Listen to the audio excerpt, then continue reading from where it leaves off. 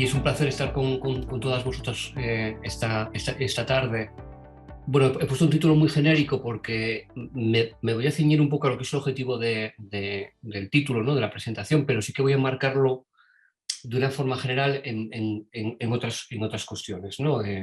Un poco por generar también un poco un marco y también porque sea también bastante práctico pensando las personas que estáis trabajando desde el ámbito donde estáis trabajando fundamentalmente desde la atención sanitaria y fundamentalmente desde la atención primaria.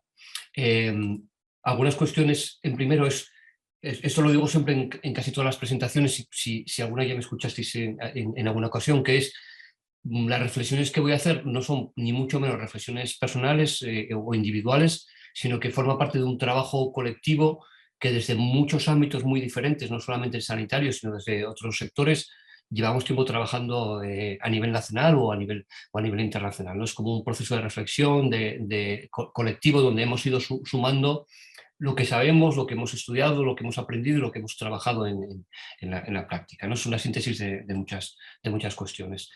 Me voy a ceñir en esto, ¿no? Un poco una primera reflexión muy rápida sobre el tema de comunitaria y atención primaria, una segunda parte que es la parte más larga sobre el tema de orientación comunitaria y una parte que son sobre políticas públicas. Espero no extenderme demasiado para eso, para pasar con calma y fresquitos todos al tema de lo que puedan ser las preguntas y la reflexión y los comentarios y demás, ¿no? En primer lugar, con el tema de origen de comunitaria, algo que también decimos muchas veces ahora mismo, ¿no? Con todo el tema de la situación de cómo está la atención primaria en España, cuál es el futuro de la atención primaria, qué va a ocurrir con la atención primaria, la crisis de atención primaria. Mm, la comunitaria es un elemento clave en el desarrollo de la atención primaria. La atención primaria, cuando surge a nivel mundial, cuando surgen las experiencias de atención primaria, surge como un fracaso, no como un fracaso, sino como un problema en la sostenibilidad de lo que era el modelo hospitalario. El modelo hospitalario no era suficiente para establecerse como modelos de sistemas nacionales de salud y se plantea un modelo diferente que va a ser la primaria, ¿no? Y la primaria en ese origen bebe mucho de unas experiencias pequeñitas de trabajo que había en algunos países de África, América Latina o de Asia, muy vinculadas a figuras incluso poco sanitarias, que eran figuras de promotores de salud o agentes de salud comunitarios que trabajaban en los territorios muy pegados a donde vivía la población, ¿no? Alejado de lo que eran las estructuras hospitalarias, muy pegados a la población y con un enfoque muy preventivo, promotor y del contexto y la realidad social donde vivían las personas. Esto hay que tener cuidado porque a veces la propia evolución de la atención primaria ha generado un modelo que incluso a veces tratamos de duplicar cosas que es lo mismo que pasa en el hospital, ¿no? Y algunos de los elementos significativos diferenciales de lo que es la atención primaria, como pueden ser aspectos vinculados a la promoción o lo que es comunitaria, que veremos en un sentido muy amplio, es lo que realmente significa y da sentido a lo que es la atención primaria. Es decir, es imposible que el modelo de atención primaria compita con el hospital si trata de ser lo mismo. Tiene que ser diferente y tener ese propio espacio, ¿no? En el sentido de decir un abordaje de las personas en un colectivo donde viven y con unas circunstancias de sus trayectorias vitales, sus biografías, que influyen en sus procesos de salud o de enfermedad, ¿no? Esto sería un poco una reflexión. Siempre decimos, y esto llevamos tiempo diciéndolo, cuando hablo en plural no me refiero ni a mí ni a Asturias, sino a muchas de esas personas que había antes en la diapositiva o grupos de trabajo, ¿no? Siempre decimos que la comunitaria se ha puesto quizás un poco más de moda en los últimos, no sé si 15 años. Antes había grupos que trabajaban, luego hablaremos del PACAP como un grupo clave que trabajaba en comunitaria, pero era algo raro, ¿no? Como pequeñito o infrecuente. La atención primaria del futuro, que es la que tenemos que hacer ya, tiene que tener claramente esa incorporación comunitaria, pero también es cierto que la atención primaria necesita algo más que comunitaria. Esto también es una realidad que hay que pensar, que es la atención primaria tiene otros procesos de crisis y claves que hay que ver más allá de lo que pueda ser la orientación comunitaria, insistiendo que la orientación comunitaria es algo fundamental en este sentido, ¿no? Comento lo del PACAP porque yo creo que a veces, cuando ya íbamos, bueno, ya una serie de años con todo esto, el PACAP es un grupo que surge allí yo no sé si fue sobre el 96, y yo el primer recuerdo que tengo es de haber ido, que debió ser como el segundo encuentro, creo que fue en el 97 o 98. Es un grupo vinculado a una sociedad científica de medicina de familia, pero que posiblemente es uno de los grupos más plurales que tenemos ahora mismo en los colectivos sanitarios. Es decir, algo muy bonito del PACAP siempre era que, siendo un grupo vinculado a una sociedad de medicina de familia, cuando teníamos congresos, había muchas más personas de enfermería que de medicina, o estábamos muy balanceados, ¿no? Trabajo social, otros colectivos, personas fuera del sistema sanitario. Yo creo que el PACAP ha tenido una historia muy bonita también de síntesis, ¿no? De ir recogiendo diferentes visiones, lenguajes de comunitaria e ir tratando de mezclarlos, ¿no? Este es un documento histórico del PACAP, que es un primer documento que precisamente fue una síntesis de recoger diferentes cuestiones, ¿no? Diferentes modelos, en un proceso, en un documento muy sencillito, antiguo, insisto, pero que todavía tiene cosas muy interesantes, de cómo iniciar un proceso de intervención y participación comunitaria, ¿no? Desde un centro de salud. Creo que sigue siendo un elemento clave el PACAP para, bueno, para reflexionar juntas en este sentido de cómo avanzar en comunitaria desde la atención primaria. Con la orientación comunitaria. Cuando nosotros empezamos a hablar de comunitaria en Asturias, que empezamos fundamentalmente también aprendiendo un montón de cuestiones, empezamos con cursos de formación hacia el año 2006 con residentes de medicina de familia y posteriormente incorporándose la especialidad de enfermería familiar y comunitaria. Cuando empezamos a dar la formación, os decía, en el 2006 en residentes, lo hicimos siempre, de hecho lo hicimos inicialmente. Nuestra técnica narrativa era gracias a Mirta Cuco, que creo que a Yelena conoceréis en el siguiente seminario, ¿no? Me parece que va Mirta. Pues me alegro mucho porque yo a Mirta creo que no sé si he tenido oportunidad de volver a verla, pero la vi en aquel PACAP de Madrid y la vi contar una historia con sillas que ha sido la técnica narrativa que luego nosotros hemos utilizado durante todos estos años para contar la historia de esta mujer que es María Teresa, ¿no? Y María Teresa es una mujer un caso basado en hechos reales, ¿no? Como estas películas de sesión de tarde. Vecina de un barrio de Gijón con una serie de problemas de salud en un contexto determinado, que es lo que condiciona fundamentalmente la evolución de sus procesos de salud, ¿no? Que es mujer cuidadora de su madre, que se ha roto la cadera, cuidadora de sus nietos, con una situación familiar compleja con su marido y demás, ¿no? Y toda esa historia nos servía un poco para contar esta narrativa de lo que os voy a decir ahora un poco de los niveles de orientación comunitaria, ¿no? Es decir, cómo trabajar desde un ámbito que es el centro de salud y que es un ámbito clínico y es un ámbito sanitario, pero con una mirada mirando a la comunidad y mirando a la población, mirando a María Teresa y mirando a las María Teresas, ¿no? Es que es un poco el salto desde lo individual a lo colectivo y desde los problemas individuales a los problemas de salud pública que pueda tener una comunidad, ¿no? Y también poníamos esta diapositiva que a mí me gusta mucho porque es una diapositiva que ya tiene muchos años, es del 2007, 2006, 2007 también, que era, yo la última vez que estuve en primaria, siempre he trabajado, como decía Ayelín, yo siempre he trabajado en salud pública mayoritariamente toda mi vida. Trabajé en Proyecto Hombre 2 años, en salud pública fundamentalmente, y la última vez que estuve en primaria un año fue en el año 2007. Y cuando en aquel año dimos formación también a los residentes que llegaban a hacer la especialidad de medicina de familia, para contar un poco lo que era la medicina de familia, yo me acuerdo que anoté algunas de las consultas que vimos en una semana en mi centro de salud de La Frontera, ¿no? Y un poco la visión era esta, es decir, aparte de ver, no os voy a leer toda la diapositiva, sino aparte de ver todo lo diferente que podías ver en una semana, ¿no? O sea, las diferentes malestares, patologías, problemas de salud que podías ver a nivel individual o familiar en una consulta, la reflexión también es que en muchos de estos casos, o bien el origen etiológico de los problemas tiene unos condicionantes que van más allá de lo biológico, o bien en casi todos ellos, por no decir en todos ellos, la evolución o el pronóstico está muy vinculado a ese contexto de Turabián, ¿no? A ese contexto, ese código postal donde viven las personas. Es decir, el lugar donde nacemos, crecemos, nos relacionamos, vivimos, nos educamos.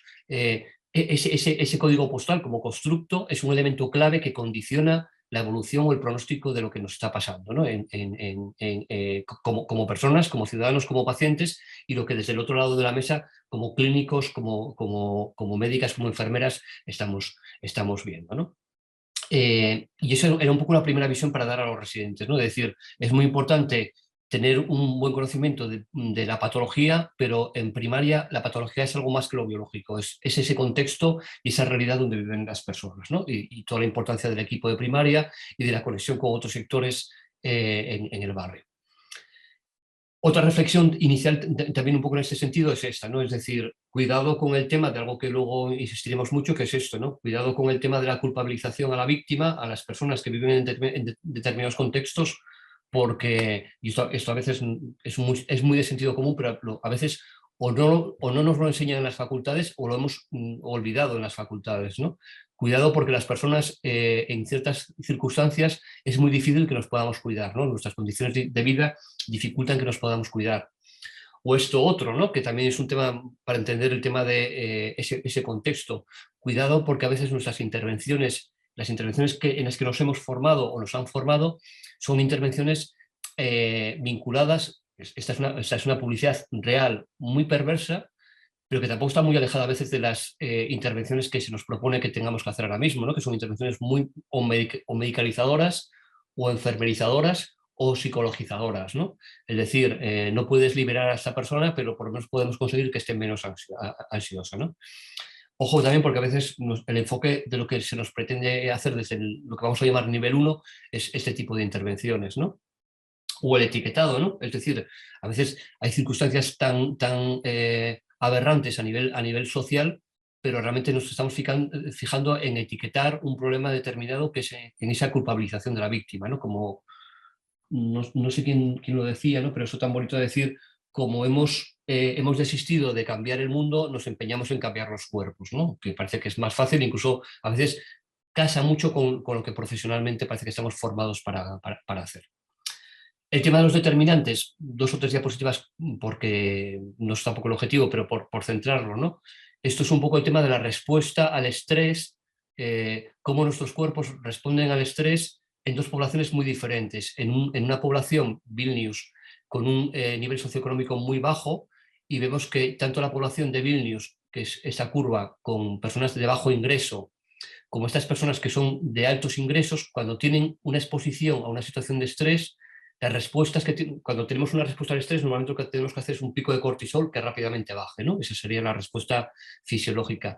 Aquí vemos que las personas de Vilnius, de bajos ingresos, tienen el cortisol totalmente disparado de forma continua. Están en una respuesta anómala y siempre con un nivel de cortisol muy alto. Es decir, tu respuesta fisiológica al contexto, al entorno, al mundo estresogénico donde vives, está totalmente disparada, ¿no? Y hay una desigualdad, o sea, la desigualdad no es socioeconómica, es una desigualdad en tu respuesta de cortisol a ese mundo entre los ricos y los pobres de Vilnius. En cambio, en el Linkopig, que es una población con ingresos mucho más altos, la respuesta al cortisol es mucho más fisiológica y apenas hay desigualdades entre ricos y pobres, ¿no? Esto quiere decir que ese código postal donde vivimos, ¿no? Ese entorno, las exposiciones que tenemos a nivel nutricional, tóxicas, medioambientales, el vivir en condiciones sociales adversas, el tema del cuidado familiar o el entorno, el microentorno de Grothendieck, si nos cuida o no nos cuida, si vivimos en un entorno protector, un entorno estresogénico o otros factores biológicos, influye en nuestro epigenoma, influye en nuestra respuesta inflamatoria, en nuestro sistema inmune, en nuestra respuesta neuroendocrina. Las conductas no dejan de ser una expresión. Nuestras conductas, lógicas, no todo el mundo, pero mayoritariamente nuestras conductas van a ser mucho más saludables si nuestras condiciones sociales son mucho más favorables. Esto es un tema claro, ¿no?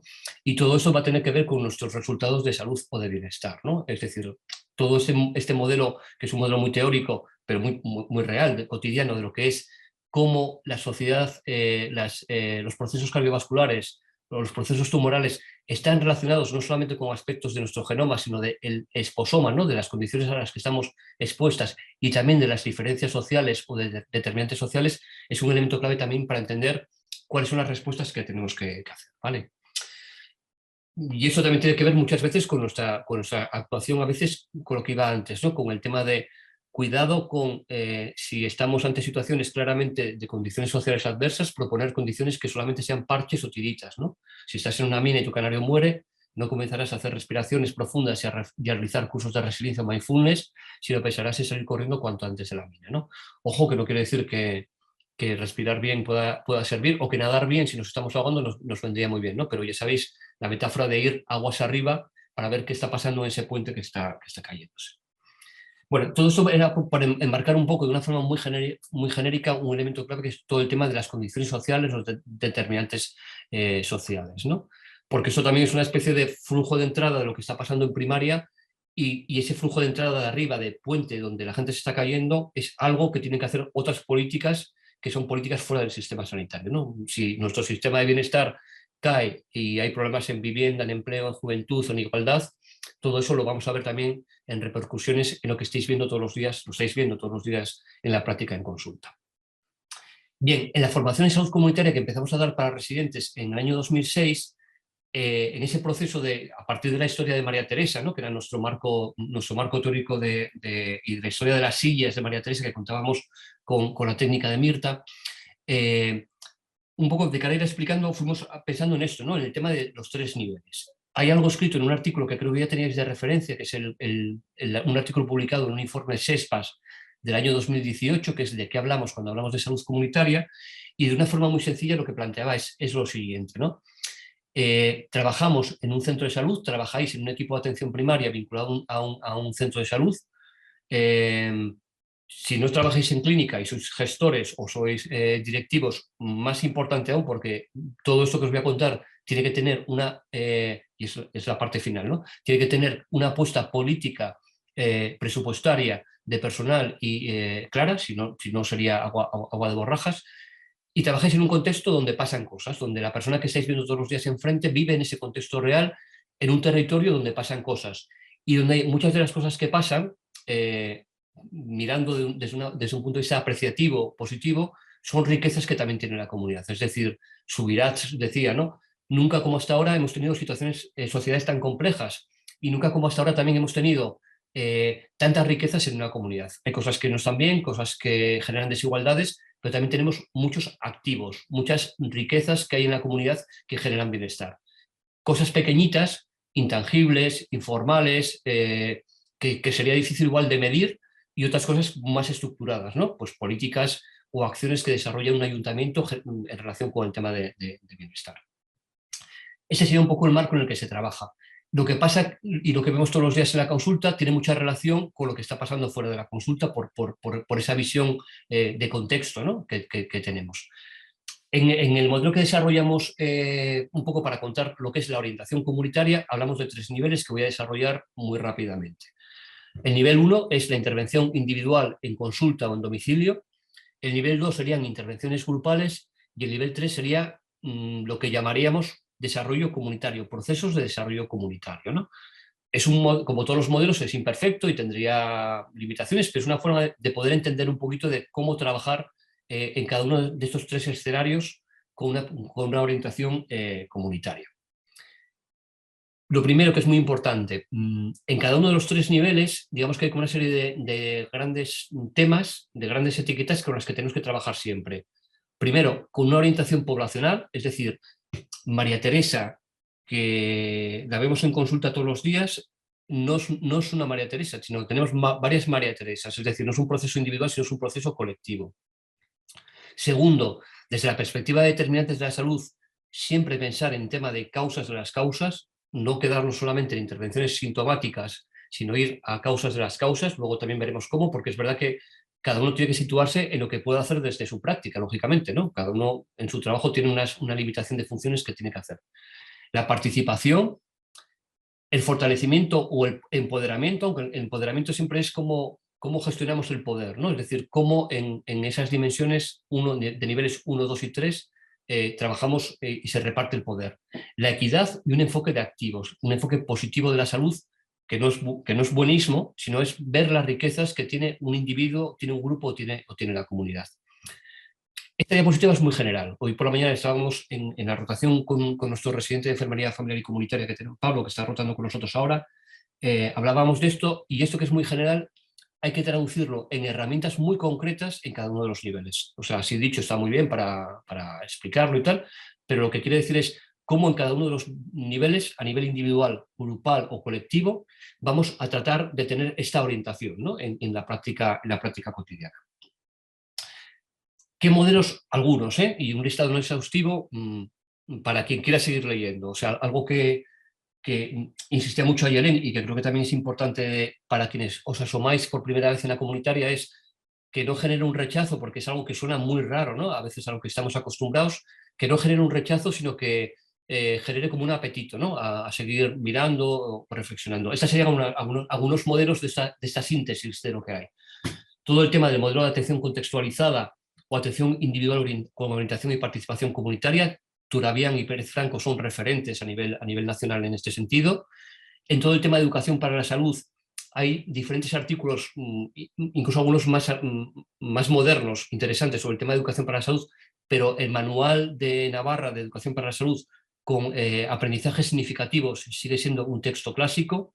Todo el tema del modelo de procesos correctores comunitarios que os contará Mirta Cuco en la siguiente sesión.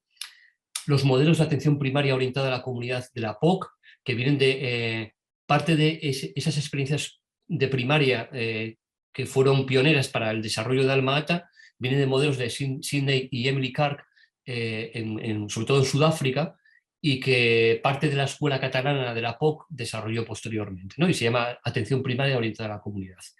Todo el tema del modelo de determinación social y de determinantes sociales de la salud, determinación social de los latinoamericanos y determinantes sociales de los anglosajones, la investigación, acción, participación de la escuela latinoamericana, el modelo de desarrollo comunitario de los anglosajones y todo el tema de los modelos de participación comunitaria de la red CIMAS en nuestro país, el modelo de desarrollo comunitario basado en activos de Kreutzmann y McKnight de la escuela norteamericana, que es un poco de donde cogemos todo el tema del desarrollo comunitario basado en activos y la palabra activos para la salud que se ha trabajado en España fundamentalmente gracias a la Escuela Andaluza de Salud Pública y fundamentalmente gracias a Mariano Hernán y a Anthony Morgan. El desarrollo comunitario de Marco Marchioni, que para nosotros es el referente fundamental en temas de procesos de desarrollo comunitario, y el desarrollo comunitario de Marchioni, digamos que, voy a decir 2.0, ¿no? O sea, como actualizado, que fundamentalmente se ha desarrollado mucho en los procesos de acción comunitaria que se han desarrollado en Cataluña y fundamentalmente en Barcelona, ¿no? En el Ayuntamiento de Barcelona. Esto es un poco como algunas pistas de modelos que se han trabajado, ¿no? Y que, bueno, luego contaremos algún ejemplo más, lo que hay, pero son como un poco los grandes marcos. El nivel 1, que os comentaba antes, sería el tema de la intervención individual o familiar. Todo el equipo de atención primaria, todo el equipo que trabaja en un centro de salud tiene que trabajar con nivel de orientación comunitaria 1, o sea, todo el equipo. Lógicamente, no va a ser las mismas las herramientas de la unidad administrativa que las de una enfermera, que las de una médica. Pero todo el equipo que trabaja en primaria tiene que tener esa orientación hacia un modelo de orientación biopsicosocial, ¿no? Que llamamos o simplificamos de una forma muy sencilla, que es esto, es cómo pasar consulta. O sea, yo no salgo de consulta, hago consulta o hago domicilio, pero cómo trabajando de una forma clínica, paso consulta mirando a la calle o hago un domicilio mirando al barrio, ¿no? ¿Qué modelos hay detrás de todo esto? Es decir, en la práctica, ¿qué modelos ahora mismo hay? Y hay varios, ¿no? O sea, aquí hay como una especie como de diferentes herramientas. Está el modelo biopsicosocial de Engel, el modelo conceptual de enfermería de Virginia Henderson, los modelos que se trabajan desde el ámbito de trabajo social. Trabajo social es clave también para entender la práctica de lo que tiene que ser el trabajo de orientación comunitaria de los equipos de primaria. Benjamín Pérez Franco y Turabián, que os mencionaba antes, el modelo de atención centrado en la persona de McWhinney, que es uno de los referentes fundamentalmente en medicina familiar, la relación orientada al consultante de Tizón, los modelos de relación asistencial y todo el desarrollo de entrevista clínica que ha utilizado Francesc Borrell, ¿no? ¿Cómo se traduce esto en herramientas concretas? Es decir, si alguien tiene que decir, vale, sí, ¿qué quiere decir todo esto? ¿Qué estilo terapéutico tenemos a la hora de pasar consulta todos los días, a la hora de hacer domicilios, o a la hora de tener la consulta en trabajo social, o a la hora de la organización del equipo de la unidad administrativa? ¿Cómo se maneja la entrevista clínica integral y cómo incluimos, por ejemplo, en la entrevista clínica la recomendación de activos adaptada o la exploración de lo que son las riquezas y los activos que tienen las personas? cómo se trabaja con historias clínicas electrónicas ahora mismo, si están diseñadas para incorporar todo el tema de los determinantes sociales y que no solamente tengamos un mapa biológico y patológico de una persona y de factores de riesgo, sino que tengamos también el mapa del contexto social de las personas, cómo trabajamos todo el tema del abordaje familiar, que posiblemente es uno de los grandes todavía desconocidos, ¿no?, de lo que es la práctica, es decir, cómo trabajamos con herramientas para el abordaje familiar y cómo también trabajamos dentro del propio equipo herramientas que favorezcan la coordinación, ¿no? Es decir, conectar ante una situación determinada de María Teresa al equipo de medicina, enfermería o trabajo social, ¿no? O con otros activos fuera del equipo de primaria. Bien, eso sería el nivel 1. Insisto, casi todas las personas que trabajan en un equipo de atención primaria trabajan con orientación de nivel 1. Y posiblemente, y esto es uno de los grandes retos también, muchas personas que trabajan en el ámbito de no solamente de primaria, sino de ámbito hospitalario, también tienen que tener esta mirada o esta orientación hacia la participación, el empoderamiento, la equidad, los determinantes, ¿no? ¿Cómo se consigue participación? Con el modelo de entrevista que utilicemos. ¿Cómo se consigue equidad? Con el propio proceso organizativo que tengamos en el centro y la propia incorporación de herramientas en la entrevista. ¿Cómo se incorpora el tema de activos? Con el tema de la prescripción o recomendación de activos en el propio proceso de la entrevista clínica. Bien, el nivel 2 son intervenciones grupales, o sea, ¿qué intervenciones a nivel grupal se están realizando desde los equipos de atención primaria? Esto es importante también porque muchas de nuestras intervenciones que estamos haciendo a nivel grupal, en primer lugar pueden ser intervenciones de educación para la salud aisladas o vinculadas a talleres espontáneos que realicemos, ¿no? Y aquí habría varias preguntas interesantes. ¿Los talleres que hacemos de educación para la salud están vinculadas a problemas reales que tenga la comunidad? ¿Son necesidades percibidas por la comunidad? ¿Son talleres que nosotros percibimos como profesionales que son interesantes, pero que igual no son necesidades reales de la comunidad? Y otra pregunta también interesante sería, ¿están vinculadas a proyectos de promoción de la salud, a programas de promoción de la salud? Aunque esto es otro debate que quizás luego podemos volver sobre ello en la reflexión. Porque esto es importante, ¿eh? No es lo mismo educación para la salud que promoción de la salud. La promoción de la salud tiene un contenido mayor y más amplio, que es la promoción de la salud es educación para la salud, pero incluye políticas y entornos saludables. Es decir, hay otro tipo de intervenciones poblacionales de mayor impacto más allá de talleres o intervenciones de educación para la salud. Por ejemplo, NAOS, que es una buena estrategia de promoción de la salud, puede incorporar intervenciones de educación para la salud en el ámbito educativo o en las AMPAs, pero va a incorporar políticas relacionadas con el acceso a alimentación saludable, con el tema de máquinas de vending, con el tema de facilitar incluso políticas que puedan favorecer el tema de impuestos relacionados con alimentos no saludables, comedores saludables, acceso a alimentación de proximidad, cultivo de proximidad o kilómetro cero, ¿no? Es decir, son intervenciones donde la educación para la salud es una pata, pero hay otra pata relacionada con el tema de entornos y políticas saludables. Esto es fundamental, ¿eh?, en este sentido. Para nosotros también, desde la perspectiva de orientación comunitaria, algo importante también es esto, ¿no? O sea, parte de la crisis de primaria viene determinada porque en un momento determinado, contagiados posiblemente de un espíritu de evaluación y de gerencialismo hospitalario, se plantea que la primaria siga un modelo de gerencialismo muy basado en, no hablamos de ciudadanos, incluso no hablamos de pacientes, hablamos de clientes, ¿no? Y si la relación con un paciente es de cliente, el modelo que se establece es un modelo de clientelismo con todo lo que nos ha producido de daño en cuanto a la utilización de servicios sanitarios, ¿no? No de corresponsabilidad, no de trabajo colaborativo, no de procesos de desarrollo comunitario, sino un modelo más de cliente y empresa, ¿no? Y de consumo de recursos y de medicalización y de mercantilización del propio sistema sanitario.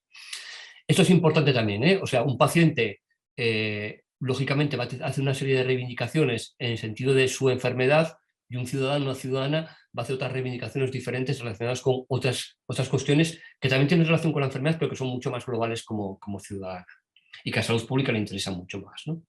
Ese es el manual de educación para la salud que os mencionaba antes de la Escuela de Navarra. Y aquí, en el modelo 2, pararme, cuidado con el tema de los estilos de vida. O sea, en muchas de nuestra formación hemos tenido el tema este de la diapositiva de Lalón, donde nos has dicho lo importante que eran los estilos de vida, pero ojo que el problema no son los estilos de vida, sino son las condiciones de vida, es decir, nos comportamos en la manera que nuestras condiciones de vida están detrás. Esto lo presentaba el otro día cuando en la conferencia que tuve en Valladolid, en el Congreso de Enfermería Comunitaria, también para decir, cuidado con el tema de ser muy pesados o pesadas con el tema de los consejos sobre estilos de vida. Un artículo publicado en British Medical Journal en el año 2014 lo que venía a señalar es que esto, ¿no? Se había hecho un aleatorio con un grupo de intervención en personas con factores de riesgo cardiovasculares. Se había hecho una intervención en consulta bien hecha metodológicamente para el tema de consejos sobre estilos de vida, y lo que se vio al final es que había tantos eventos cardiovasculares en el grupo de intervención como en el grupo de no intervención, ¿no? Y decía esto, ¿no? La detección sistemática y asesoramiento intensivo sobre estilos de vida no tiene ningún efecto sobre el desarrollo de cardiopatía isquémica fatal y no fatal, tanto en hombres como en mujeres. Es decir, ojo con hacer hincapié en intervenciones sobre estilos de vida, porque lo que tiene un efecto poblacional mucho más fuerte es hacer intervenciones poblacionales sobre determinantes estructurales, ¿no? Y que lógicamente no van a depender de lo clínico, sino de otras políticas, ¿no? Este es un artículo muy bonito también, publicado en el año 2018, donde plantea un poco eso, es decir, cuál es el impacto poblacional real en algunas intervenciones a nivel individual o a nivel poblacional, ¿no? Por ejemplo, en relación con el tema de conseguir una reducción de sal. Fijaros, hay políticas que se realizan, lo que se llaman políticas aguas abajo, por ejemplo, el tema del consejo de atención primaria, y políticas aguas arriba, como puede ser todo el tema de regulación de alimentación no saludable en el mercado, o el tema de fijación de impuestos para alimentos no saludables. El impacto que tiene en reducción de sal es mucho mayor en estas intervenciones que las intervenciones que tienen un alcance pequeñito, ¿no? a nivel individual. Esto ocurre con sal, ocurre también con el tema de grasas saturadas, ¿no? Por ejemplo, o sea, veis el impacto pequeño que tiene en este sentido. Queremos decir, cuando ponemos estas diapositivas, que cuidado con el tema de las intervenciones grupales educativas, porque tienen un impacto, pero pueden tener un impacto limitado a nivel poblacional, y es importante también pensar en aguas arriba. Y lo otro relacionado con el tema de las intervenciones grupales era un poco lo que decíamos antes también. Por ejemplo, ante el abordaje del malestar puede haber una serie de intervenciones que sea cómo cambiar una pastilla por una intervención no farmacológica, por ejemplo, utilizar algunas técnicas de relajación, mindfulness y demás, pero se pueden quedar en poquito si no rascamos en cuáles son las causas de lo que está pasando detrás, ¿no?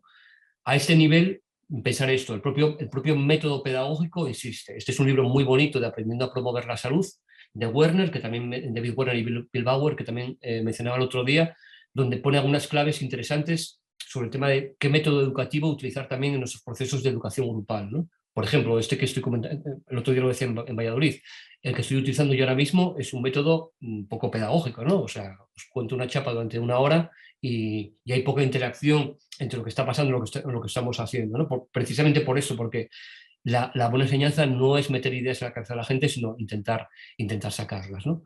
Esto no es un buen proceso pedagógico que seguimos utilizando mucho, ¿no? A veces la culpabilización, las recomendaciones, los consejos, el PowerPoint, sino un proceso mucho más deliberativo, basado en el diálogo, basado en la escucha y basado en preguntas o respuestas, ¿no? En nivel 2, ahora mismo tenemos, sobre todo para ciertas intervenciones, hay metodologías, Mirta Cuco os comentará la semana que viene, los grupos socioeducativos de atención primaria de salud en Andalucía es una intervención también interesante para rascar más allá de los síntomas y buscar causas de las causas y poder hacer procesos transformadores en ese sentido, ¿no? Bien, vamos. Bien. El nivel 3 sería el nivel de, bueno, perdón, el nivel 2, no todo el equipo de atención primaria trabaja en nivel 2. Posiblemente quien trabaja en educación grupal van a ser un grupo mucho más pequeño de personas, y posiblemente va a ser fundamentalmente enfermería quien trabaje en este nivel 2. El nivel 3 es como el nivel avanzado de comunitaria, ¿no? El nivel de acción comunitaria. lo que plantea el nivel 3 es, de una forma muy sencilla, sería decir, en el espacio donde estamos, en el territorio donde estamos trabajando, pasan cosas, hay gente haciendo cosas, y la pregunta es en qué medida los activos que están trabajando en este territorio estamos conectados, y hay un método para generar vínculos, procesos de relación y trabajar juntos por una transformación social del territorio. Eso sería como un poco lo dicho. Y está muy vinculado con lo que os decía antes, que son los procesos de desarrollo comunitario de Marco Marchionni, ¿no? ¿Qué activos tenemos en un territorio? ¿Cómo están conectados? Y si hay un método de proceso real. Proceso quiere decir en qué medida hay un espacio de transformación donde estamos trabajando conectados, y en un método que es cómo estamos, cómo podemos mejorar y qué podemos hacer y cómo evaluamos lo que estamos haciendo para seguir mejorando, ¿no? Dicho de una forma muy general. Hay varios modelos, pero uno clave y un libro clave sigue siendo este, que es el tema de comunidad, participación y desarrollo de Marco Marchionni. Hay algunas guías que han avanzado un poquito más en este sentido. En el blog de salud comunitaria que os ponía, creo que os ponía en la primera diapositiva, que es un blog donde voy recopilando cosas desde el año 2006, tenéis más documentación más detallada. Hay guías más actualizadas, como estas del Ayuntamiento de Barcelona, y hay diferentes modelos como APOC u otros modelos, ¿no? Pero el modelo sigue siendo básicamente basado en el Marchionni. Y sería esto, ¿no? Acción comunitaria a nivel 3 es como cómo se genera vínculos, redes, tejido entre las personas que trabajan en un territorio para conseguir una mejora del bienestar de las personas que estamos viviendo en ese territorio. En Asturias, en el año 2016, hicimos una guía de salud comunitaria explicando un poco diferentes fases de este ciclo, y diferentes comunidades autónomas también han desarrollado una guía similar, Euskadi, País Vasco, Cataluña, Andalucía, y esa guía también se ha llevado ya a nivel nacional, y el año pasado el Ministerio ha desarrollado una guía similar en este sentido. ¿Cuáles son los protagonistas del nivel 3 de Marco Marchionni? Serían estos, ¿no? O sea, los agentes que trabajan en un territorio serían administraciones, ciudadanía y los profesionales que trabajan en un territorio, ¿no? Y es importante generar este espacio de trabajo colaborativo, donde de alguna forma trabajamos todos con un objetivo común y con este ciclo que es el que aparecía aquí en la diapositiva, ¿no? Es conocernos, generar un marco de relación, generar equipo, generar red, explorar la comunidad, en el sentido de hacer un diagnóstico de riquezas y de problemas, actuar, evaluar, ¿no? Sería un poco la clave. Una palabra fundamental en este nivel 3 es el tema de la palabra proceso. O sea, y proceso quiere decir que la lógica es muy diferente a veces a ciertas lógicas sanitarias de tenemos que hacer algo en 4 meses, ¿no? O sea, un proceso quiere decir que para cocinar lo que es un proceso comunitario muchas veces tienen que pasar muchos años. Hay territorios donde el tejido social es muy fuerte y esto puede pasar de forma casi espontánea, y otras partes donde el tejido social es muy pequeñito o se ha fracturado y a veces no ocurre nada, o tendría que pasar todavía mucho tiempo para que puedan ocurrir algunas cuestiones, ¿no? En este nivel 3, algo clave que quizás podemos pasar para el debate luego es quién lidera o quién impulsa un proceso comunitario, ¿no? Que es un poco también, en Asturias es una pregunta que nos hacemos continuamente. En Asturias la práctica que tenemos ahora mismo es, tenemos procesos comunitarios de 3 tipos, ¿no? De nivel 3. Hay muy pocos, posiblemente 2 o 3, que estén liderados por equipos de primaria. ¿Por qué es muy difícil que estén liderados por equipos de primaria? Porque requiere que para el nivel 3 hay una persona destinada casi de forma completa a trabajar dinamizando este proceso, que es complicado, porque no solamente organizar una reunión cada cierto tiempo, requiere trabajar dentro de la comunidad, conectar, mapear, identificar, hacer abogacía, una serie de cuestiones, ¿no? En la práctica, luego tenemos mayoritariamente ayuntamientos que están trabajando con esta metodología, algunos con buenos procesos y otros con procesos más pequeñitos, más limitados, pero que están empezando con ello. Y luego también tenemos territorios donde está trabajando en nivel 3 movimiento asociativo o alguna organización que viene desde lo social, desde el movimiento asociativo, ¿no? Y posiblemente incluso son las que están trabajando con más lógica y con mejor metodología, porque conocen mejor todo lo que es el desarrollo comunitario. Esto lo vinculo con con la última parte con la que voy a ir cerrando, que es el tema de políticas públicas, ¿no? Para políticas públicas de la comunitaria requiere que haya un apoyo, volviendo a la primaria, ¿no? Es decir, ¿qué se requiere para que la atención primaria tenga orientación comunitaria?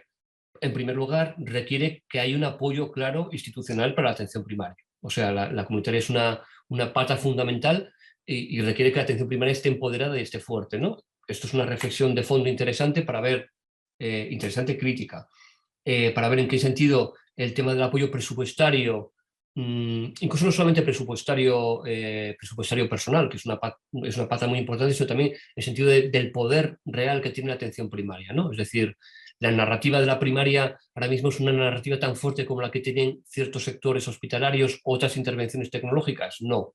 La narrativa que tiene la comunitaria y el trabajo intersectorial que hay que hacer en el nivel 3, ¿no? Porque el nivel 3 es conectar, darnos cuenta, no solamente lo sanitario, sino es lo municipal, educación, lo social, otros sectores, igualdad, juventud. Esa narrativa no es tan potente como cualquier narrativa que venga de lo sanitario tecnológico, ¿no? Eh, para reforzar la orientación comunitaria requiere una apuesta fuerte en este sentido, ¿no? En cuanto a poder conseguirlo.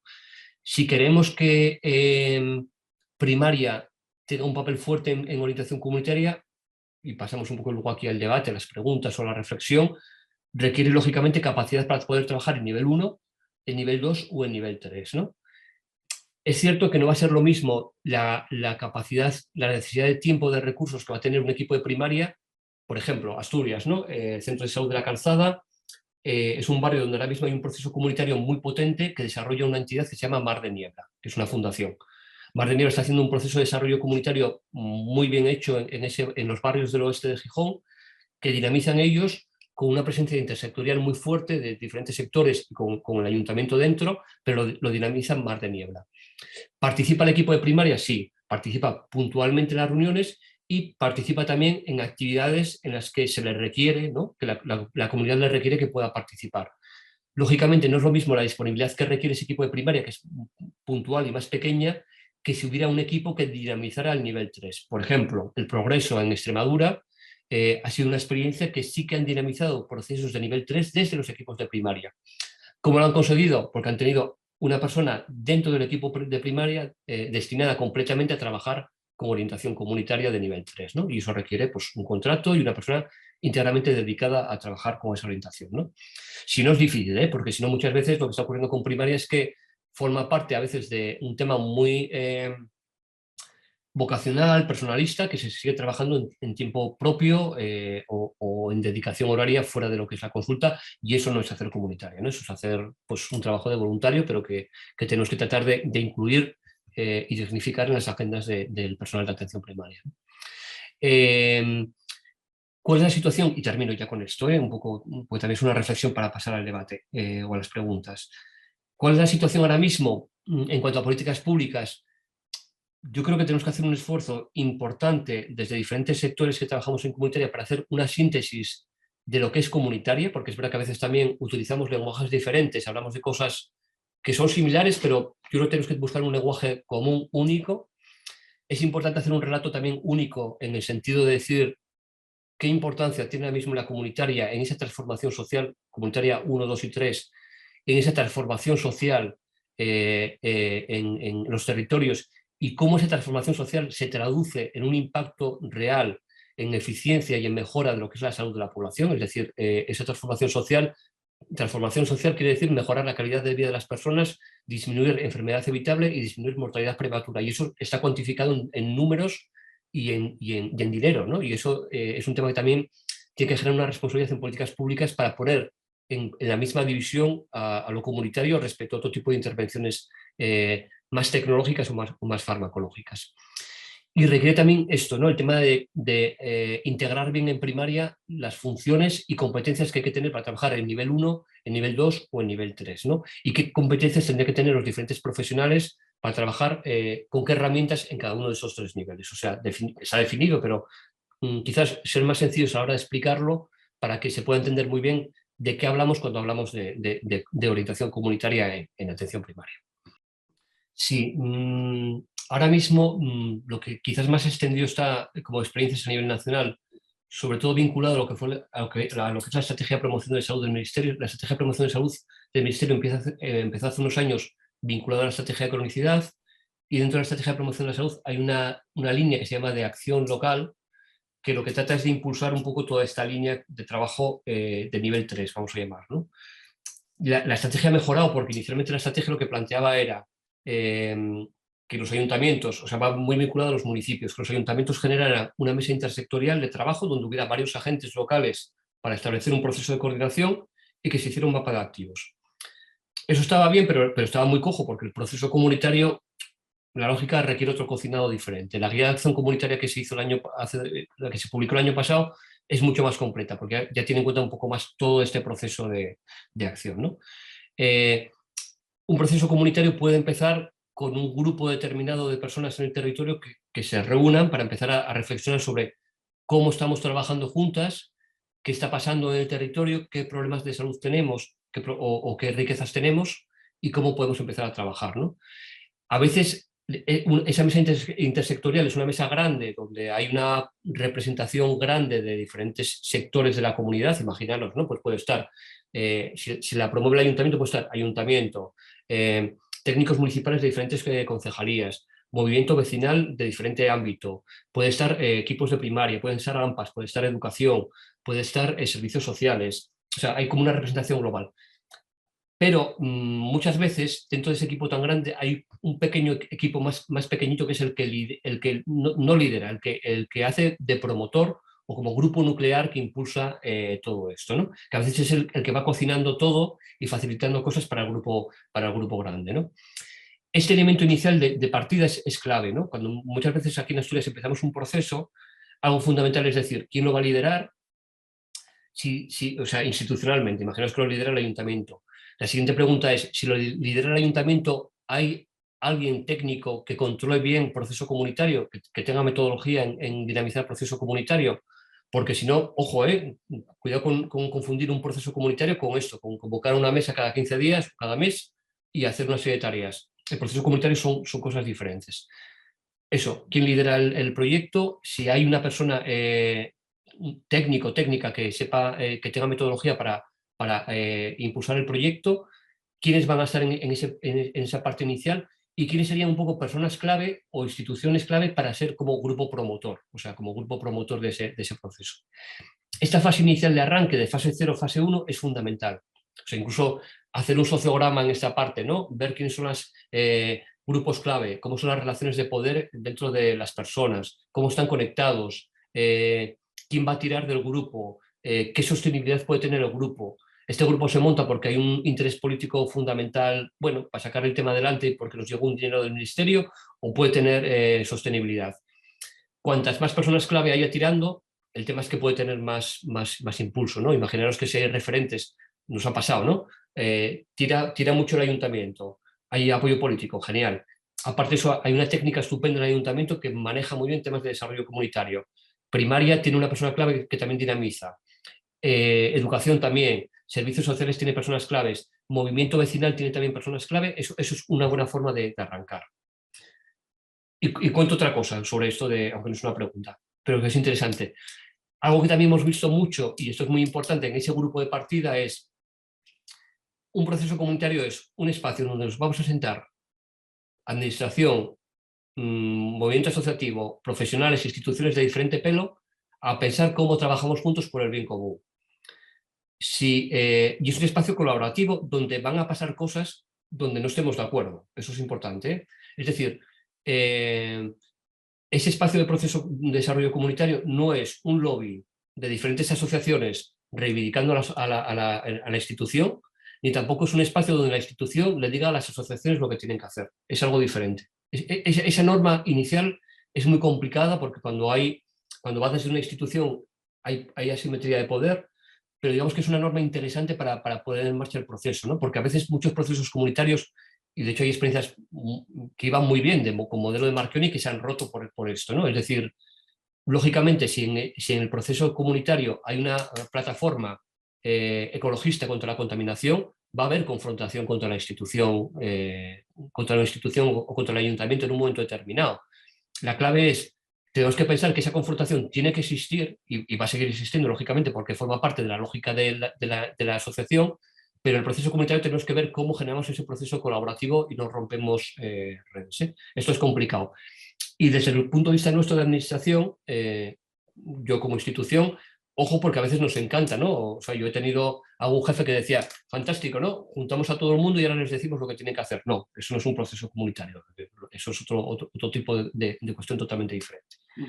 La importancia del diagnóstico de salud, que era la siguiente pregunta. Un diagnóstico de salud puede ser una buena forma de empezar un proceso comunitario. Es decir, de hecho, muchas veces, de forma automática, puede ser que el proceso comunitario empieza porque ya hay un problema, o sea, a veces ya partimos de un problema, ha habido un problema determinado por una situación, y eso hace que los activos se empiecen a juntar para generar un proceso comunitario. O en otros momentos, una idea puede ser, nos interesa conocer o hacer esa foto de cómo está la comunidad ahora mismo, ¿no? El diagnóstico puede ser muy interesante, pero también hay que tener como ciertas claves a la hora de hacerlo. Primero es no pasarse de vueltas con el tema de hacer un diagnóstico muy exhaustivo, porque a veces, y esto a veces ocurría en procesos comunitarios, que cuando se acababa el diagnóstico ya estaba todo el mundo agotado y no se quería seguir hacia la acción, ¿no? O sea, ahora mismo podemos hacer diagnósticos sencillitos, rápidos, prácticos, que sirvan un poco para movilizar a la acción. Y luego también hay que pensar una cosa que también es verdad, que es en los territorios ya hay diagnósticos hechos, es decir, no partimos de una situación de un territorio donde no ha pasado nada, sino ya hay diagnósticos. Salud pública tiene diagnósticos, lo social tiene diagnósticos, los movimientos asociativos tienen diagnósticos muchas veces, y a veces es combinarlos todos para hacer una foto rápida y resumida de decir cómo estamos y cómo podemos empezar a trabajar. Y también otro tema importante en ese diagnóstico es, lógicamente, el diagnóstico tiene que ser participativo. El propio proceso de hacer un diagnóstico genera que se generen vínculos y redes entre la gente, y el diagnóstico también tiene que ser con la doble gafa de decir, vale, voy a ver las miserias, pero también quiero ver mis riquezas. Es decir, cuando construimos en educación o cuando construimos en salud o cuando construimos en procesos de aprendizaje, no partimos de las mierdas que tiene la gente, partimos de sus riquezas, ¿no? O sea, a un niño le decimos las riquezas que tiene para empezar a construir conocimiento. Pues con la comunidad ocurre un poco lo mismo, es decir, vamos a ser críticos, pero también vamos a partir de qué riquezas tenemos para poder construir bienestar, ¿no? Vale. Bueno, el nivel 1 es como el nivel 1, yo hice una síntesis ahí de diferentes modelos que hay, pero el nivel 1 es como lo básico de por qué alguien está trabajando en primaria, ¿no? O sea, en Cataluña en una formación hace unos años, me acuerdo que lo decía muy bien un compañero de primaria, que decía, ojo, porque igual estamos con el tema del nivel 3, las intervenciones comunitarias fuera del centro y tal, y resulta que no estamos haciendo nivel 1. O sea, nivel 1 sería como lo irrenunciable, es decir, lo que caracteriza la orientación biopsicosocial en la consulta, el abordaje contextualizado, lo llamemos como lo llamemos, que da un poco los modelos, eso es claramente es lo que identifica, y hay evidencia que es la práctica de lo que tiene esa atención primaria, ¿no? en el modelo clave. Y el 2, que es el tema de la educación para la salud, desde una metodología con una serie de cuestiones educativas, pedagógicas, aprendizajes significativos, está también claro, ¿no? Y Mirta Cuco os contará mucho mejor todo el tema de otro tipo de abordajes grupales que vayan a rascar realmente en cosas de verdad y no dejarse en intervenciones ¿no? Que solamente alivien síntomas, pero que no rasquen en las etiologías de lo que está pasando.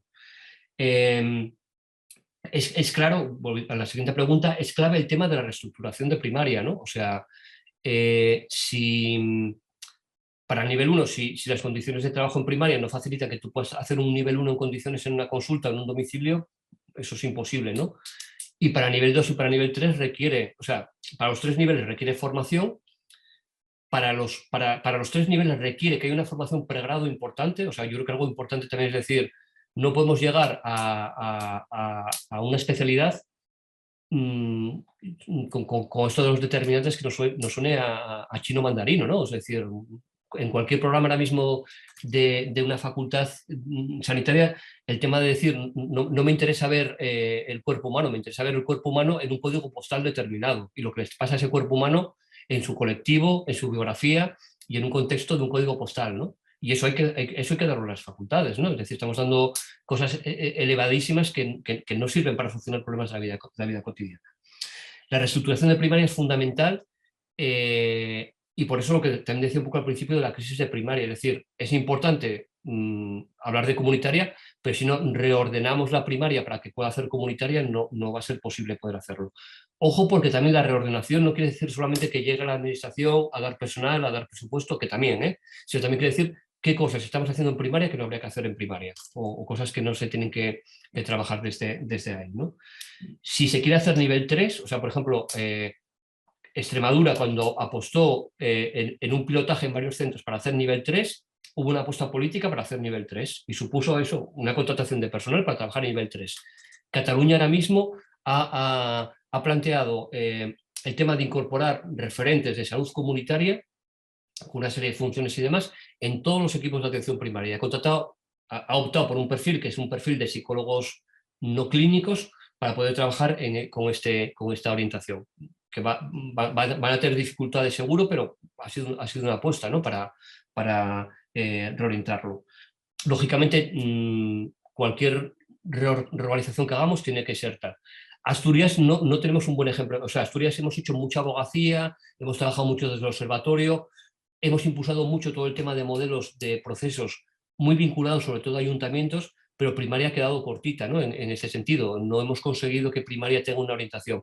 Hemos conseguido ahora, por fin, un decreto que no sé si lo publicaría hoy, se anunció el viernes pasado, a nivel político se anunció el viernes pasado, donde es un decreto de figuras dentro de los equipos de primaria, se forma un equipo de dirección dentro de los equipos de atención primaria para mejorar lo que es la coordinación y gobernanza de los equipos de primaria, y ahí va a haber una persona como referente comunitaria, pero habrá que ver también qué tipo de dedicación va a tener esta persona para trabajar en primaria, ¿eh?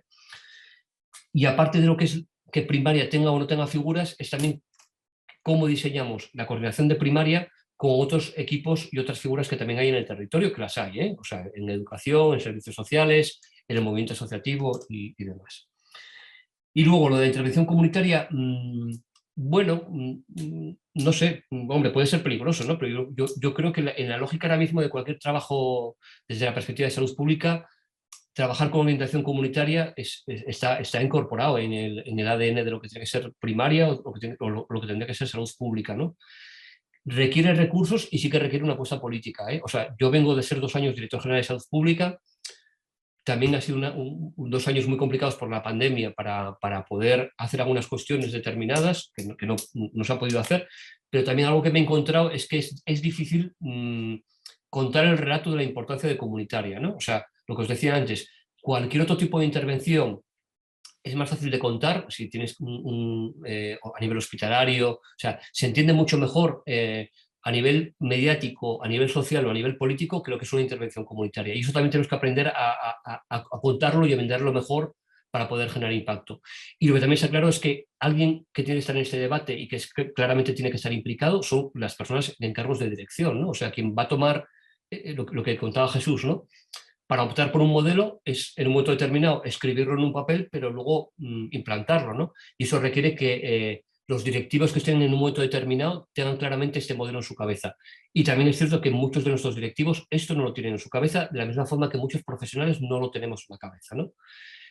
Esto también requiere un proceso de seducción. Se han conseguido cosas y ya hemos tenido directivos en muchas partes donde sí que lo han incorporado en su cabeza y en presupuestos y en acciones, ¿no? Pero es importante un proceso de seducción y de empezar a meterlo.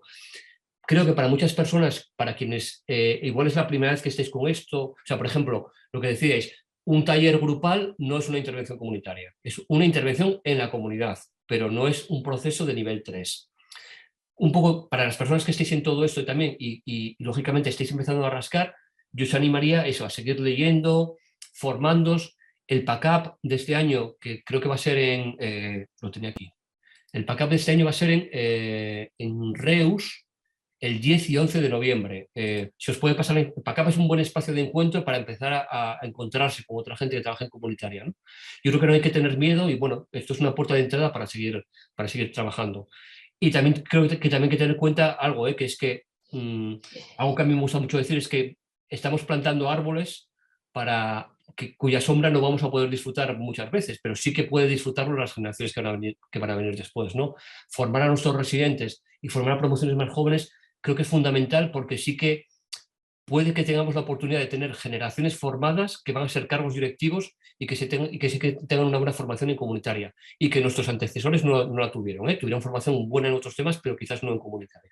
Vais a tener un vídeo que es un vídeo así, yo creo que es bastante bonito, porque, bueno, es como muy... cuenta muy bien parte de un proceso que se hizo en Asturias en diferentes sitios, ¿no? Uno de los procesos que cuenta es en Parres, en un municipio que es Parres y Sarriondas, famoso por el río Sella, por el descenso del Sella, eh, y cuenta cómo un consejo de salud, que era el consejo de salud vinculado al centro de salud de Parres, se revitaliza, ¿no? O sea, los consejos de salud, ¿qué problema que tenemos o teníamos con los consejos de salud? Tenemos todavía, que es, normalmente son espacios de participación que incluso a veces tienen una base legal de que tienen que ser obligatorios y hacerse, pero a veces no había un método de cómo desarrollar un proceso de participación desde un consejo de salud. Y muchas veces lo que consistía era en espacios donde había un ping-pong. O sea, viene la gente y la gente me reclama. Y encima, como es muy sanitario, normalmente me reclaman solamente cosas sanitarias, en el sentido de decir, pues, que ojo, son temas importantes, de pues que hay lista de espera, que hay dificultades de acceso a no sé dónde, que queremos una prueba diagnóstica de tal.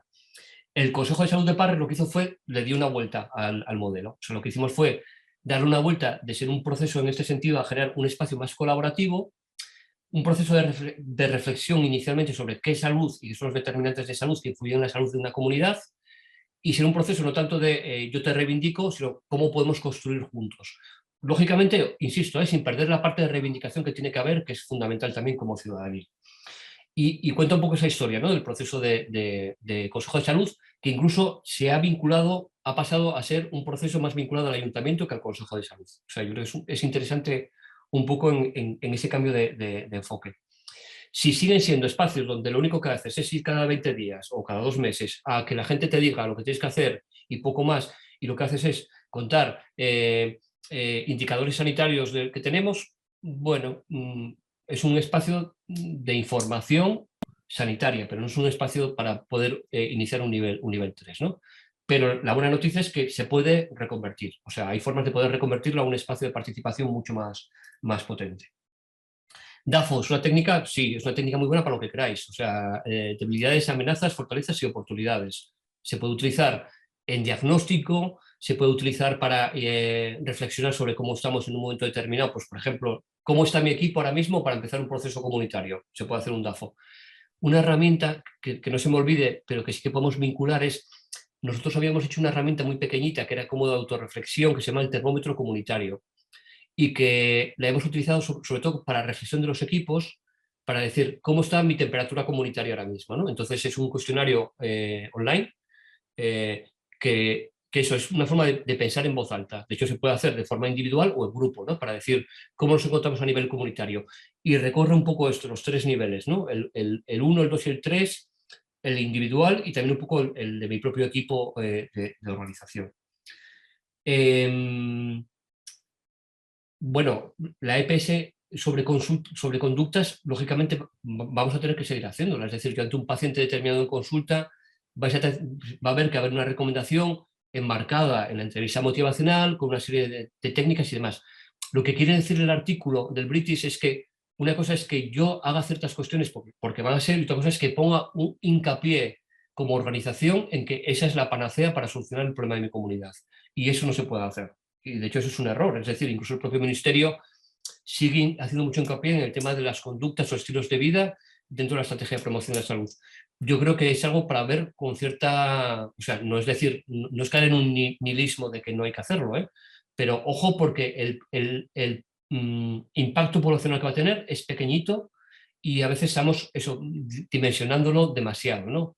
Y ojo también con intervenciones grupales, porque de hecho el mejor ejemplo es el tema del tabaco, es decir, no vamos a dejar de hacer consejo en consulta, incluso de que haya ciertas intervenciones grupales, pero la intervención que poblacionalmente mayor impacto ha tenido ha sido una intervención relacionada con el tema de espacios saludables o entornos saludables. Eso ha sido lo que ha generado un impacto muy fuerte en personas que han dejado de fumar, ¿no? Entonces es combinar con cierto sentido común las intervenciones.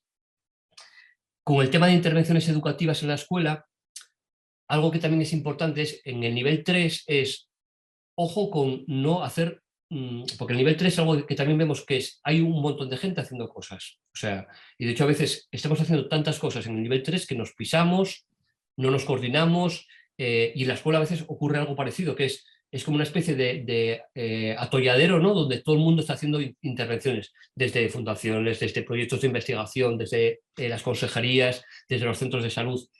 También es importante que haya un proyecto educativo, y eso lo tiene que coordinar la Consejería de Educación, para decir cómo generamos un espacio, cómo generamos que nuestras escuelas sean promotoras de salud. Y ojo, porque a veces eso tampoco es caer en el modo charla, que es a veces lo fácil. Escuelas promotoras de salud muchas veces está relacionada con facilitar el acceso, movilidad activa, comedores escolares, valores, relaciones dentro de la escuela, trabajar temas con las AMPAs, trabajar con profesorado, con orientadoras y con tutoras. O sea, todo ese tipo de cuestiones que a veces no es meter nuestra chapa de temas de salud, tiene mucha más relación.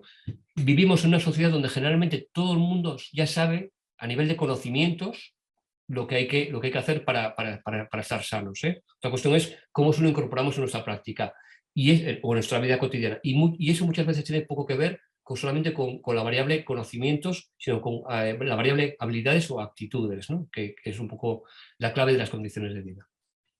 Vale, voy a empezar por esta última, con el tema de lo de, o sea, algo importante, por ejemplo, comunitaria, porque tiene un poco de relación con la primera, que contaba Mercedes, me parece que era el nombre. Algo importante también de comunitaria es que con la comunitaria parece que, bueno, con la comunitaria, con la educación para la salud o incluso con la educación para la salud individual, parece que a veces, bueno, con las habilidades que tengamos basta, ¿no? O sea, a veces parece decir, bueno, ir a dar una charla es algo como que, y esto es un error metodológico importante. Yo siempre pongo el ejemplo, que es muy extremo, pero no es tan extremo, que es si mañana entrara en competencia de primaria, en cartera de servicios, que tiene que operar cataratas por la tarde, ¿no?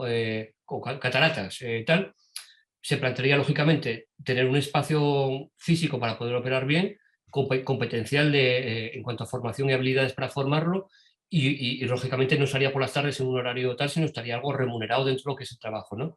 Con la comunitaria ocurre un poco que no, o sea que es precisamente algo que metemos así por las tardes, por voluntad, y a veces sin mucha formación.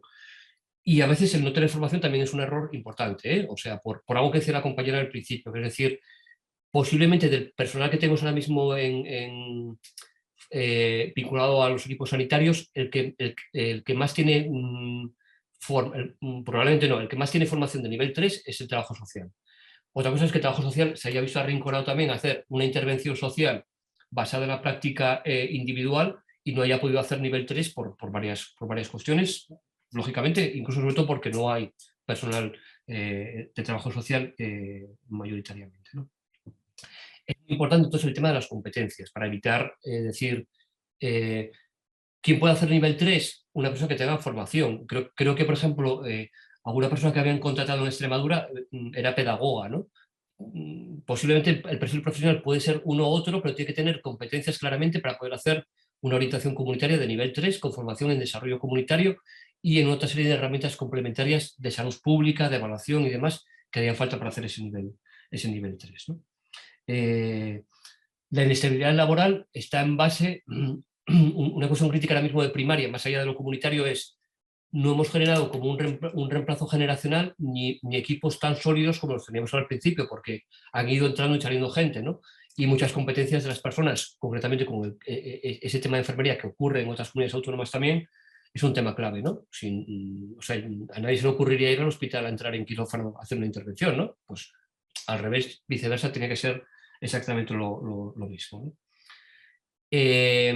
Vuelvo a la primera, ¿no? Los errores, el no estar, quienes tienen que estar en un momento determinado, el no ponernos de acuerdo, es formar es algo básico de la historia de la comunitaria en el día a día. Es decir, tejer comunitaria es muy complicado. Entonces, la historia, no me meto a analizar el caso en detalle porque me gustaría también conocerlo con más detalle antes de hacer un juicio de valor así muy rápido, pero el tema de decir que muchas veces quien tiene que estar no está en un momento determinado, eso es el pan nuestro de cada día, ¿no? Por varias cuestiones, ¿eh? A veces puede ser por un tema de olvido, por un tema de no tenerlo en cuenta, por un tema de desconocimiento o a veces por mala voluntad, o sea, porque hay veces que no quieres decir que entre no sé quién a trabajar o a opinar sobre no sé qué tema.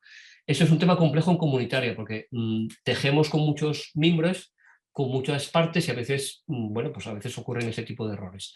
Hay casuística como esa y mucha más, ¿no? Hay casuística en un propio ayuntamiento que la Concejalía de Salud esté trabajando un tema y que urbanismo empieza a trabajar un tema y no cuenta con la Concejalía de Salud siendo elementos claves. Esto ocurre mucho y sobre todo a veces en ayuntamientos grandes. Bueno, yo reformo parte el tema de volver sobre ello continuamente, insistir y demás, ¿no? El trabajo social es un elemento fundamental, ¿no? Por lo que decía antes. Trabajo social es quien tiene en su clave y en su ADN formativo más claramente incorporadas a Marchionni que cualquier otra disciplina que nunca hemos estudiado Marchionni en las facultades, ¿no? Por ejemplo.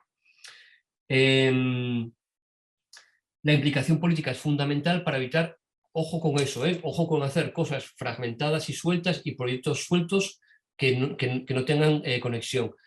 El desarrollo comunitario de nivel 3 es el continente, es decir, un proceso comunitario es como el continente y dentro de ese continente pasan cosas y hay proyectos, pero esos proyectos tienen que tener una lógica, o sea, cuidado con el decir, y esto a veces en la administración, yo llevo 22 años, la moda del el programa de cuidadoras, la moda del programa del paciente crónico activo, la moda, que vendrá otra moda, la moda de ciudades saludables, la moda de ciudades amigas de los niños, la moda de ciudades verdes, la moda de agenda urbana.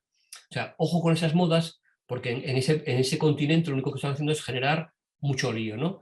Y hay que ser organizados. O sea, algo clave, y eso es muy complicado, es organizarnos y tener buenos espacios de gobernanza.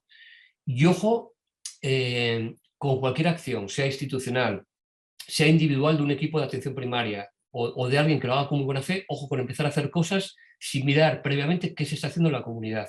Porque eso ocurre, ¿eh? Yo llego, vengo de un congreso, he visto el taller X y digo, venga, voy a empezar a hacer un taller de XXX. Y me voy directamente a montarlo. Y no tengo en cuenta si eso se ha hecho, si ha funcionado, si no ha funcionado, si sirve para algo, qué piensa la gente, qué impacto puede tener o cuánto tiempo va a durar ese taller si no funciona. Bueno, eso todo hay que evaluarlo también antes de empezar a hacer cuestiones.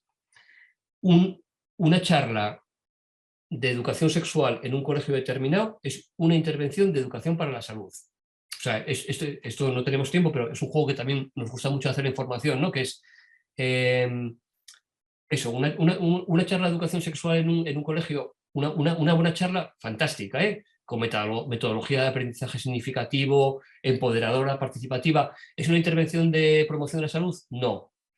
Es una intervención de educación para la salud, hecha desde un personal sanitario en un dispositivo, en un equipamiento educativo, pero no es una intervención de promoción de la salud. Para que sea promoción de la salud tiene que tener, aparte de empoderamiento, educación para la salud y reorientación del sistema sanitario, tiene que tener dos cuestiones, que es políticas de salud y entornos saludables. ¿Vale? O sea, no quiere decir que no haya que hacerla o que esté mal hecha. Ojo, eso habría que valorar, es más complejo. Pero para que sea promoción de la salud tiene que tener políticas saludables y entornos saludables. El ejemplo era Naos, Puede haber charlas de educación para la salud, intervenciones de educación para la salud muy bien hechas, pero tiene que haber comedores escolares, máquinas de vending, trabajo con el sector, posiblemente el tema también de trabajar temas de kilómetro cero y otro tipo de intervenciones. Eso son políticas y entornos saludables, ¿vale? Sería un poco la respuesta. El tema de varios ayuntamientos municipio, complicado. O sea, quizás aquí lo más fácil es que habría que ver un poco el territorio. En Asturias nos pasa que a veces no casa un ayuntamiento con una zona básica, un municipio con una zona básica. Habría que ver cuál es el territorio específico y como la zona geográfica ideal para poder empezar un proceso comunitario, si tiene que coger a varios ayuntamientos, si es posible, o si no. Eso es complicado, eso habría que ver en el territorio para ver un poquito cuál puede ser el mapa concreto para empezar a ver el proceso. Nosotros en Asturias, en algunas zonas, pero sí que hay una identidad geográfica, hay comarcas, ¿no? Que agrupan varios municipios con cierta identidad común y que se coordinan todos desde una misma zona, sí. Sí, la primaria la tiene que liderar la atención primaria. Yo que soy médico de familia, pero que no me identifico como médico de familia ni como médico, O sea, nosotros, yo creo que una riqueza que tenemos en salud pública es que somos técnicos de salud pública, con una serie de funciones y demás. primaria tiene que tener un músculo fuerte, yo esto lo digo con mucho cariño siempre, visto desde fuera y desde la máxima humildad de no estar trabajando en primaria ahora mismo, que es muy fácil hablar de cosas donde no trabajas, ¿no? Yo creo que una primaria fuerte es una primaria unida. Esto lo he dicho muchas veces en el blog, lo he escrito muchas veces de formas diferentes. Y algo que a veces me genera, yo he tenido mucha la suerte de poder estar en muchos sitios de España dando formación y con colectivos diferentes de medicina, enfermería, trabajo social y demás, ¿no? Y algo importante, yo creo, es decir, la atención primaria tiene que tener un discurso único y unido. Y cuidado con que enfermería no caiga en el corporativismo maldito que hemos tenido los médicos durante muchísimo tiempo, porque hemos tenido un corporativismo horrible, es decir, desde luego que una dirección, una gerencia y una consejería la tiene que ocupar enfermería, trabajo social, sociología, pedagogía o otro tipo de profesión determinada. Es decir, las competencias no solamente es por tu título universitario, es por otra serie de competencias que tienes que tener para haber alcanzado ese tema directivo. Y ojo con no enfermerizar o medicalizar determinados equipos directivos, porque eso es un error. Es decir, en Asturias hemos tenido un conflicto muy importante, que es, hubo una crítica a que 2 cargos de dirección de la consejería lo ocuparan enfermeras. Eso es una bestialidad, ¿no? Pero también es un error generar una dirección de cuidados o humanización que solamente esté personal de enfermería. Eso es un error enorme también, ¿no? Es decir, ojo con ese tema, porque para primaria puede ser el divide y vencerás para fracturar más a una atención primaria que está muy, muy herida, ¿no? Yo creo que eso, que el tema es decir, generar una buena fusión de saberes y cómo aprender. Yo hay otro ejercicio que le pongo mucho a los residentes que me encanta, que es, si ahora mismo inventáramos una atención primaria nueva y no supiéramos qué es medicina y qué es enfermería, el cuerpo profesional que saldría sería algo diferente y que tendría una fusión mucho de medicina, enfermería, psicología y trabajo social posiblemente, ¿no? O sea, sería algo muy diferente. Es decir, no es el objetivo, pero si nos paramos a recorrer la historia de nuestras profesiones, tiene mucho que ver con poder y tiene mucho que ver con patriarcado. Es decir, si nos inventamos un modelo profesional ahora mismo, sería un modelo profesional posiblemente muy diferente y mucho más híbrido y afortunadamente mucho más mestizo, ¿no? Los consejos de salud no funcionan. O sea, la pregunta sería, ¿cuántas horas de formación hemos tenido para coordinar consejos de salud? Vuelvo al ejemplo de las cataratas, ¿no? Es que he empezado a operar cataratas y es que es una mierda, no me funcionan las cataratas. ¿Cuántas horas has tenido de formación?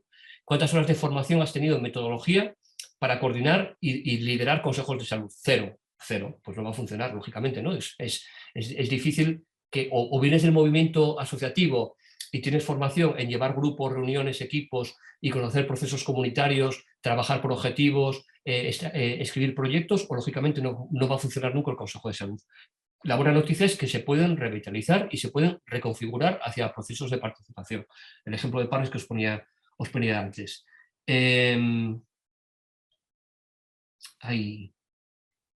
Facultades de Medicina y Salud Comunitaria, no lo sé.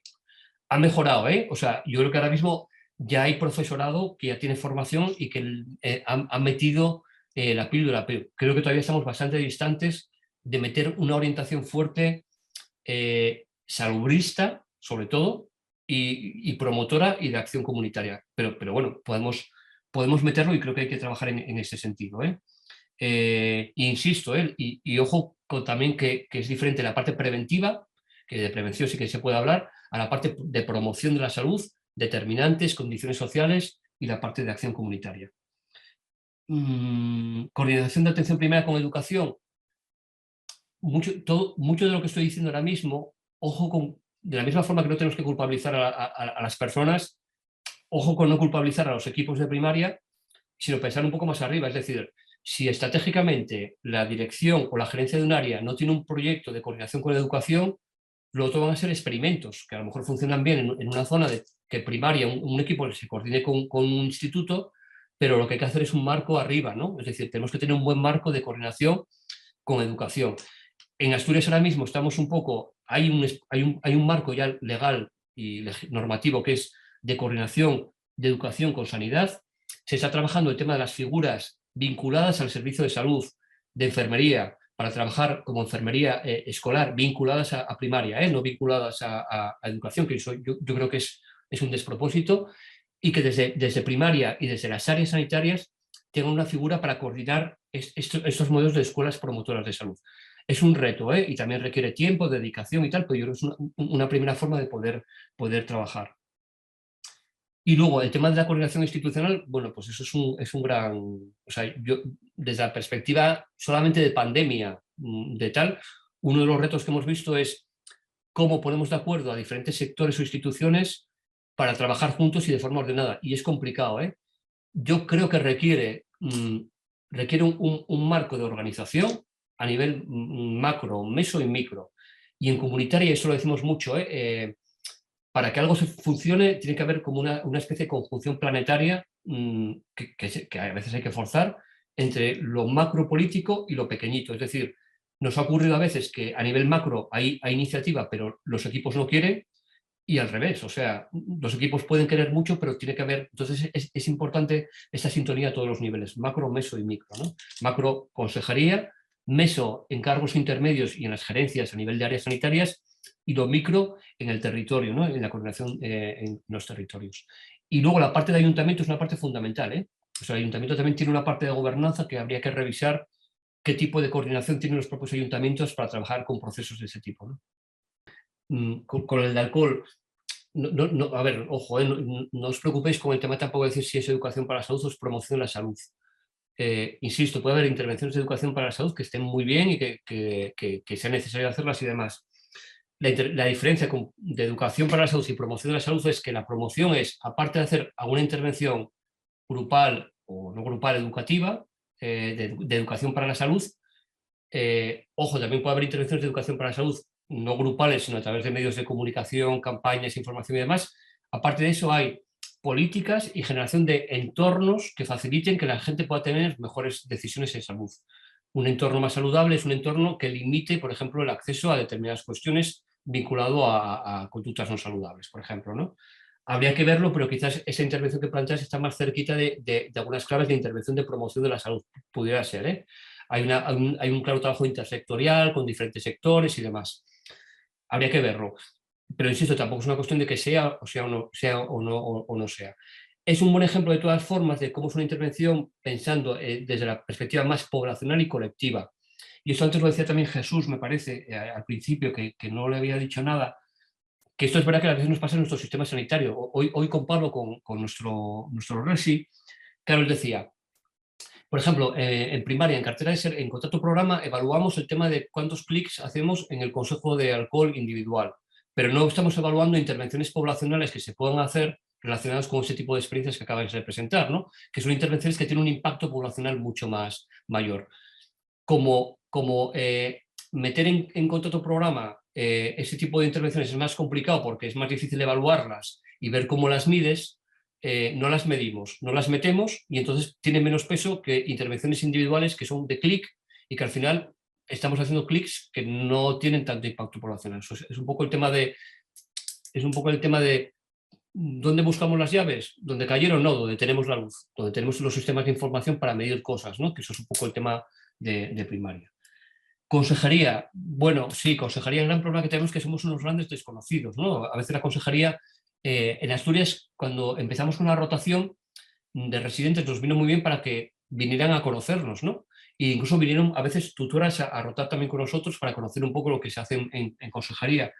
Yo creo que es una parte muy importante, y lo que conozco Castilla y León ahora mismo es una parte fundamental, es el tema de hacer un grupo. Es decir, visto desde fuera, además mi impresión fue esta, es decir, la consejería está haciendo cosas muy interesantes y el servicio de salud está empezando a hacer cosas muy interesantes y comunitaria, y hay que sentarse. O sea, hay que sentarse juntas, hay que hacer un proceso, porque lo que da sostenibilidad es un proceso político fuerte, arriba, con una estrategia bien cimentada, ¿no? Y a veces hay que parar un poco también antes de hacer cosas para decir, a ver cómo las trabajamos de forma ordenada. Esto es un clásico, ¿eh? A nosotros nos pasa en consejería, entre direcciones, nos pasa con nuestros servicios de salud y demás. Y hay que volver a hacerlo continuamente para vincularnos, ¿no? Y que no nos genere problemas. Respecto a los espacios de participación, yo creo que lo que hay que intentar es, nosotros en Asturias, a raíz de cronicidad, pusimos un nombre genérico que era sistemas de gobernanza, que es qué espacio de participación tiene que haber en cada territorio.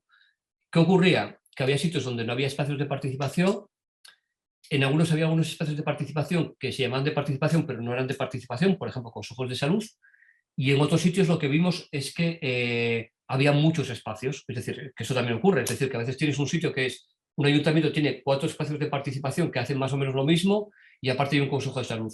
La idea sería buscar una fórmula donde sea lo más ordenado posible. Esto es complicado, ¿eh? Esto es complicado, pero es posible hacerlo. ¿Sí? Y esto requiere un trabajo en el territorio de diseño de cómo trabajamos con esos espacios de participación. Es decir, insisto, no sé si se entiende bien, una cosa es el continente, que es el proceso donde trabajemos de forma organizada, y otra cosa es los proyectos que puede haber dentro del continente. ¿Eh? Los proyectos son importantes, pero sobre todo el continente es muy importante tenerlo bien definido. Y no es fácil. ¿Eh? Pero, Insisto, se puede revitalizar eso. O sea, el tema es decir, a eso hay que dar una vuelta de calcetín. O sea, en Parres fue así, fue una reunión donde dijimos, vale, vamos a dar una vuelta, que es quiénes están en el Consejo de Salud, si hay que incorporar más personas que no estén en otras instituciones, y luego hubo un par de sesiones de reflexión con el Consejo de Salud sobre qué es la salud, qué son los determinantes, qué objetivos tiene que tener el Consejo de Salud. Es dar una vuelta de calcetín a todo ello, sí. Hay 2 cositas muy sencillas. En el blog tenéis más cosas. De hecho, en el blog hay también un apartado que habla de orientación comunitaria y si no, también a través de Ayelen o tal, lo que queráis, si alguien quiere alguna lectura más en concreto. Las 2 lecturas, una es muy de modelo, está escrito por gente de primaria, de cómo trabajar con esa orientación comunitaria, ¿no? desde la propia consulta, desde el propio domicilio. Creo que es un texto muy bonito. Y además también me gustaba mucho porque las autoras y Gonzalo Foz, que son los autores, Gonzalo Foz falleció hace un par de años, creo, son gente de referencia también en comunitaria, ¿no? A nivel nacional. Entonces, bueno, yo creo que también es un homenaje a Gonzalo, que es un maestro para muchos de nosotros. Y lo otro es un vídeo muy sencillito donde se cuenta un poco esto también, el proceso del Consejo de Salud de Parres, qué ha pasado con el Consejo de Salud de Parres, y se cuentan varias cosas, ¿no? Un poco cómo empezaron a hacer un diagnóstico de salud comunitario revitalizando el Consejo de Salud, cómo se hace la recomendación de activos desde la consulta. Bueno, cuenta así varias cositas, yo creo también bastante motivador. Yo solamente quisiera deciros eso, que el camino no es sencillo, o sea, es verdad que, de hecho, todos los días tenemos, bueno, o sea, dices, qué pena que no vayamos más rápido, ¿no? A veces pero yo creo que sí que, mirando un poco la vista atrás de cómo estábamos hace unos cuantos años, yo creo que hemos logrado sumar muchas cosas, ¿no? Creo que es muy importante sumar, creo que es muy importante ser críticos con el modelo. Creo que es muy importante la formación y la apuesta de nuestros directivos, o sea, es importante que estemos como empapando a todos los niveles, ¿no? Desde las bases, los técnicos, equipos, los directivos es muy importante, la institución política es fundamental que esto se impregne, pero también es verdad que los equipos tienen mucho poder para trasladar arriba algunas cuestiones. Es decir, yo creo que también primaria, de la misma forma que se ha conseguido alguna cuestión de incorporación, o sea, se han metido todo el tema de los factores de riesgo cardiovascular, porque había grupos como el PAPS muy potentes que lo han metido, ¿no? Entonces, hay cuestiones que también hay que seguir empujando y seguir. Y creo que eso, que tenemos que intentar seguir sumando y tejiendo juntas para poder avanzar, ¿no? Y mucho ánimo y a vuestra disposición en todo lo que haga falta.